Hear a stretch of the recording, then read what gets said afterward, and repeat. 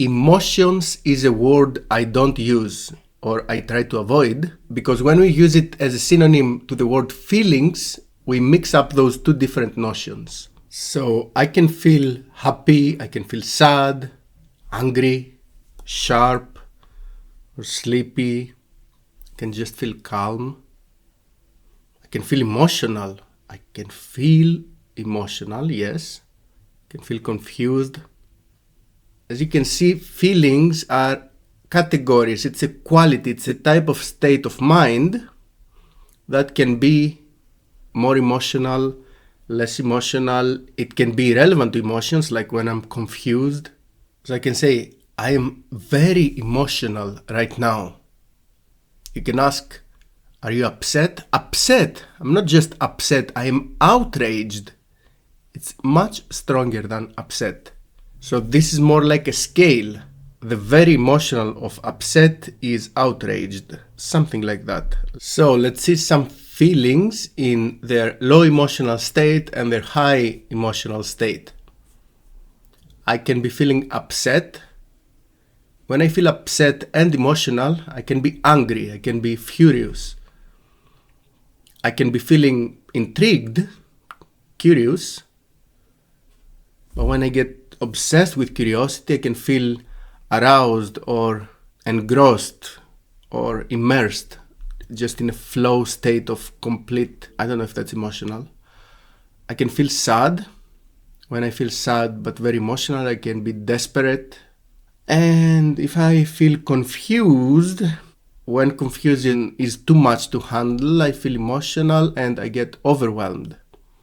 So we can see that it's practical and makes complete sense to use the emotional state as an intensity indicator, high emotion, low emotion, and then the feeling can be the type of prevalent, of main category of where the high emotion or the low emotion is operating on.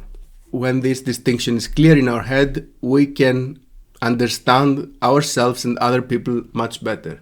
One of the smartest ways we play with our emotions is through games. Games are a safe, relatively safe and smart way to experience very intense emotions. And this is games we play ourselves. This can be even games that we watch and follow. It can be physical games, it can be computer games, it can be board games, competitive games. What we do in a game is we are almost permanently at a high emotional state. There is build up, then there is this strong emotional releases if we score a goal, or if we lose, if we get defeated, we compose ourselves and struggle more. So during a game, it's a beautiful time and place to feel intense joy, fear, hate, anticipation, pain, relief. But what about real life? In real life, what matters is how we act. And the useful strategy is to understand, acknowledge, recognize how we feel. And how we feel is something we accept. There is not much to do about the category of our feeling. If I feel sad, I feel sad, okay? But then I should be careful about my emotional state, how emotional I feel that feeling. And as an adult, and not a baby that throws tantrums randomly, it's my responsibility to regulate my emotions. And see, I use the word emotions out of habit, but that means my emotional state, my emotional intensity, and how it is expressed out of my mind, out of my body.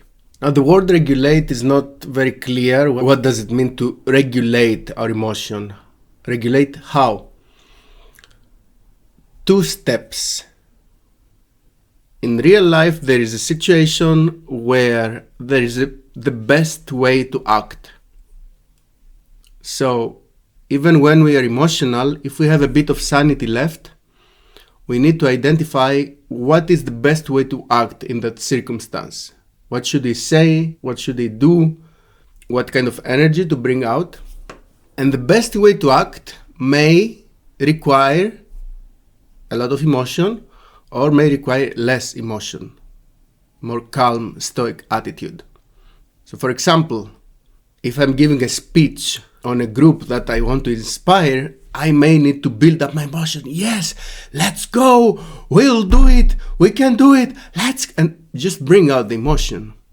Or even if I decide that the best way to win a negotiation or to get my thing done is to have an emotional outburst, I think it's an ugly thing to do, but sometimes in life you can decide that you will crank up the emotion, just like a child that starts crying to get what they want.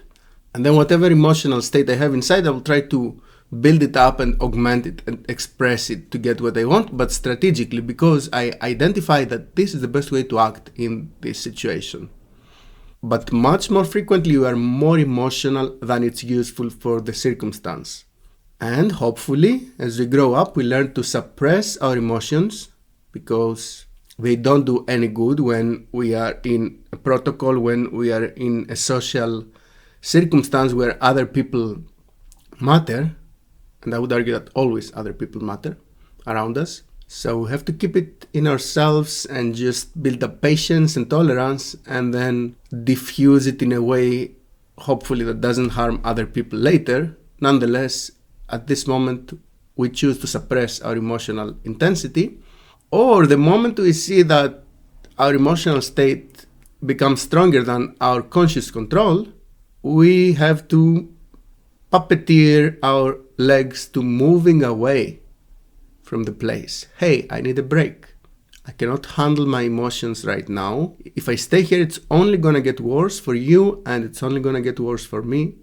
So I'm gonna take a walk, and I still hate you, or I still love you, or I still want this house, but I cannot control myself right now. So to recap with the vocabulary, we can use the word feelings for what type of thing we feel. It's a very broad spectrum notion. We can be feeling different things at the same time.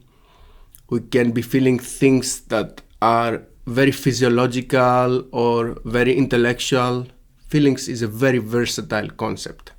But don't use the word emotions interchangeably with feelings, because then you lose the nuance and the very, very useful and different quality of emotion as a state of feeling emotional, of intensity, of how hot-blooded or cold-blooded you are. Use emotional state, I feel more emotional or less emotional, as a scale, and use feelings as categories. And by the way, the emotional intensity, as far as other people are concerned, is more important than how you feel. Because at some point, if you're extremely emotional, you can act similar ways. If you're happy or if you're sad, you just lose your mind. Or if you're extremely calm, maybe you can handle all different feelings. Or maybe you have some issue with experiencing intense emotions and your life is tasteless. I don't know. I'm not a psychologist, by the way. I'm just extremely interested in those topics. So thank you very much for watching this video. If you have any comments, I would be very happy to read. Bye.